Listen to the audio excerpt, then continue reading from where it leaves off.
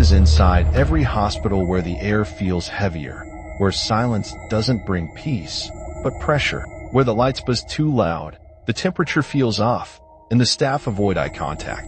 Ask any long-term hospital worker, and they'll tell you, some wings feel wrong, not because of what happened there, but because of what never left. This story begins at Ridgeview Memorial Hospital on Chicago's west side. Built in 1979, it was once considered a model trauma center, equipped with a teaching program, state-of-the-art facilities, and a fully operational psychiatric unit in the East Wing. The East Wing was built specifically for long-term psychological care patients with schizophrenia, bipolar disorder, and trauma-based psychosis. It operated quietly, efficiently, but by the mid-90s, something began to change. The former nurse said, "It just felt off. Like you were walking into a place that didn't want you there." The patients, some of them, started acting the same way. Didn't matter their diagnosis. They'd all say the same thing.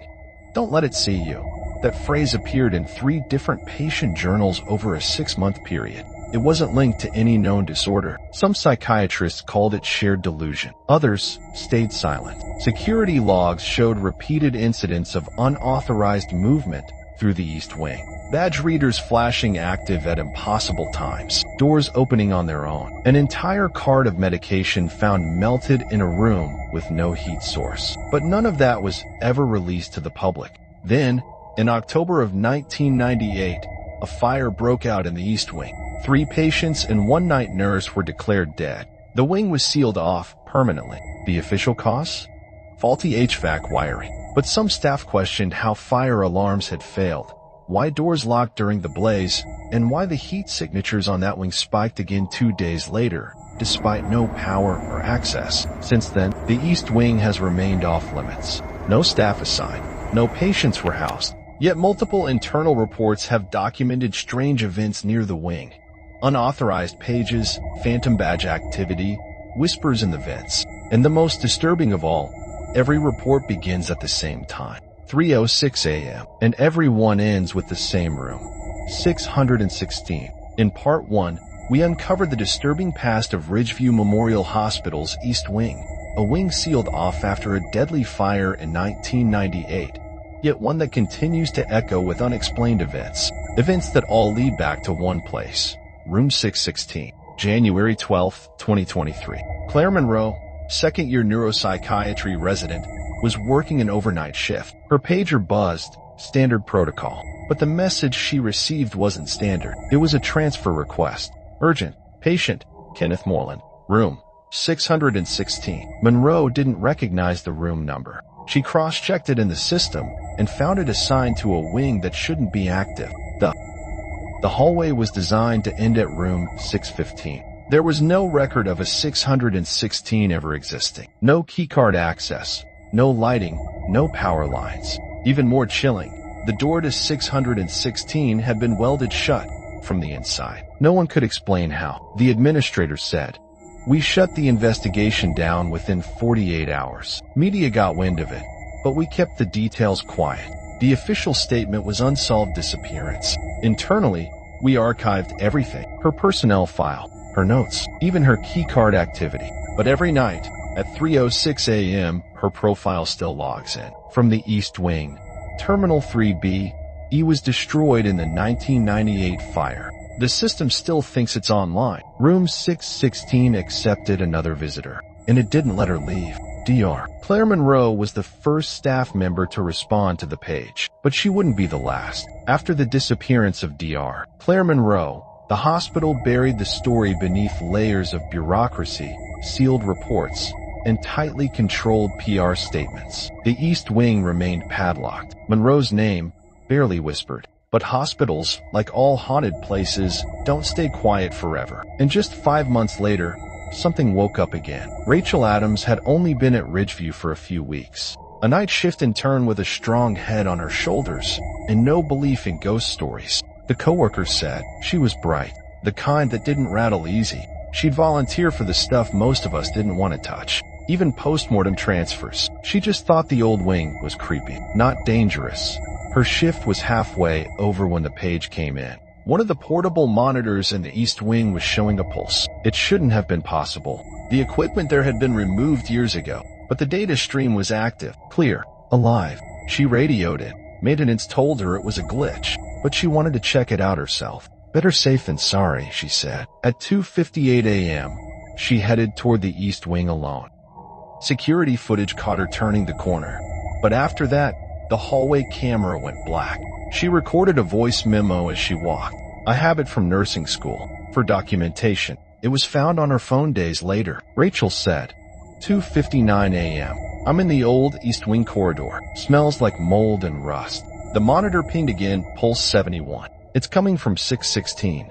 But that room doesn't make sense. I just passed room 614, then 615, and now, there's another door. No number, just a black plate. It's ice cold. She opened it. There's someone here. They're standing in the corner, facing the wall. They're not moving. Their eyes, she said.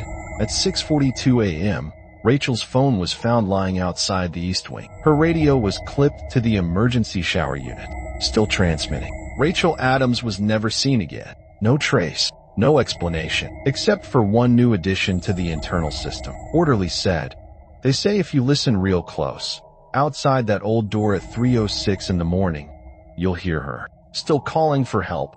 The room was never built. The door shouldn't be there, but somehow it keeps finding new names. In most hospitals, a code blue means one thing: cardiac arrest. Drop everything. Run. Time becomes life. But at Ridgeview Memorial, the final code blue registered in a place that shouldn't even exist. October 30th, 2023, the anniversary of the East Wing fire, and the exact date Rachel Adams disappeared.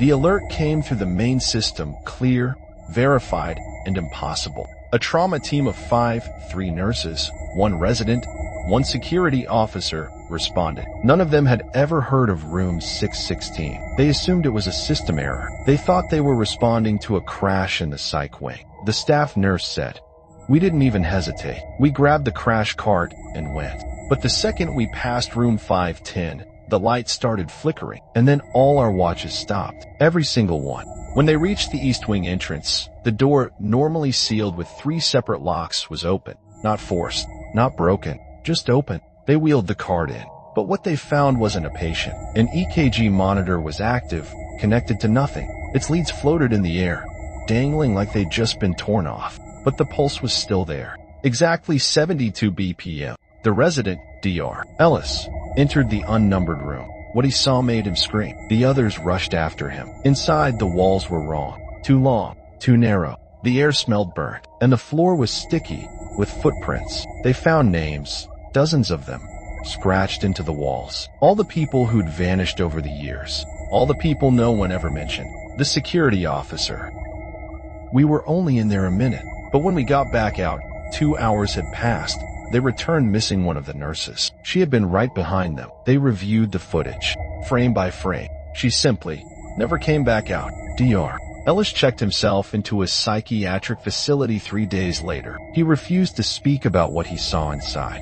Only repeated one sentence: the room builds itself for you. The remaining trauma team resigned within the month. The official record of the code blue was deleted. But one nurse, Anika Voss, kept a personal copy on a USB drive. What she captured in that room was never meant to be seen. Digital analysts said it was a rendering error, but there was no camera artifacting. The timestamp, once again, was 3:06 a.m. And after that night, no one dared open the door to room 616 again. Every haunted place has its secrets, but not every secret wants to stay buried.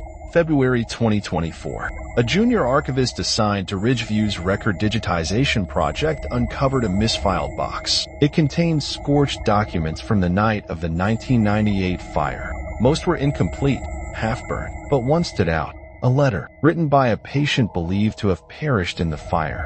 Name, Aaron Teller. Age, 17. Aaron had been institutionalized for violent sleepwalking and hallucinations. Staff considered him volatile, but harmless. Aaron's letter said, if someone finds this, I'm not crazy. The fire was coming. I saw it in the walls. It burns time. It feeds on moments. Room 616 doesn't exist. It creates itself. When it's needed, it's a door to something older. I heard it speak. You don't open the door. The door opens to you. Nurse 8 said. We used to hear him scream at night, saying the walls were bleeding clocks, that they were telling time wrong. No one believed him. Then, 2 days before the fire, his room disappeared from the system. There were no transfer orders, no incident reports, but Teller's last recorded vitals were logged from room 616. Aaron's letter continues. It watches from the window in the door, but there's no window unless it wants there to be. I think the fire isn't to destroy it. It's to stop it from spreading. The pattern was clear. Room 616 only appears when the hospital is at its weakest, understaffed, unprepared, or forgotten. 3 nights after the archivist opened the letter, room 616 reappeared in Ridgeview's system. The wing had no power, no connectivity, yet the digital log was verified. The psychiatrist said, "If what he wrote is true, then we've been treating it like a room. But it's not. It's a behavior of something we've misnamed as architecture." Aaron's letter continues.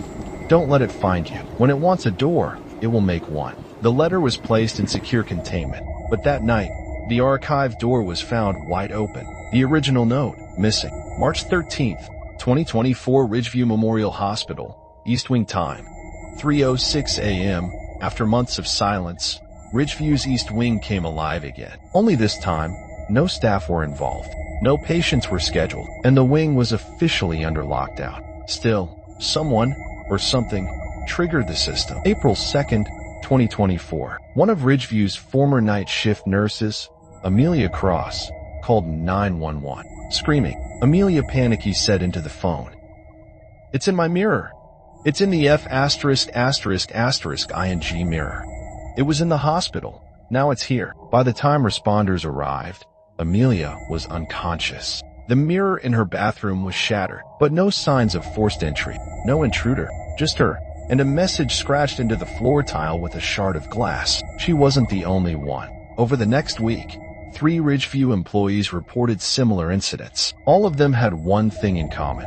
They'd worked the East Wing in the last month, and all had mirrors in their homes that stopped showing their reflections properly. A nurse said anxiously, "I covered my mirrors with bedsheets, every single one, but at 3:06 a.m., I swear, I heard something trying to get through.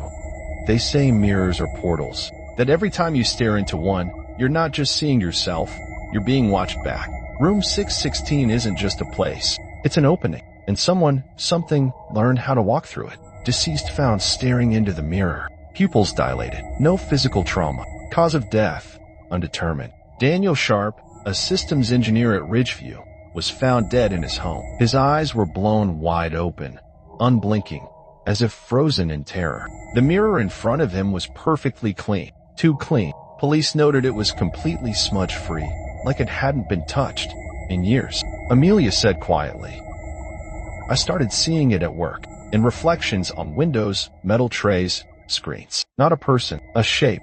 I thought I was sleep-deprived, but now it's at home. It stands behind me, and sometimes I think it smiles." There are no official records of room 616 anymore. Ridgeview's blueprints have been scrubbed. Staff won't speak publicly, and those who do don't sleep through the night. Some doors don't need to be opened. They just need to be seen. Because once you've seen room 616, it sees you. If you've been feeling watched, if something in your mirror seems just slightly off, cover it and never look again. But if you do, check the time. 3:06 a.m., they say that's when the door opens again. If you made it this far, thank you for watching. If this story left a mark on you, go ahead and hit like, leave a comment, and subscribe for more true horror stories that stay with you. Stay safe, and whatever you do, don't stare too long.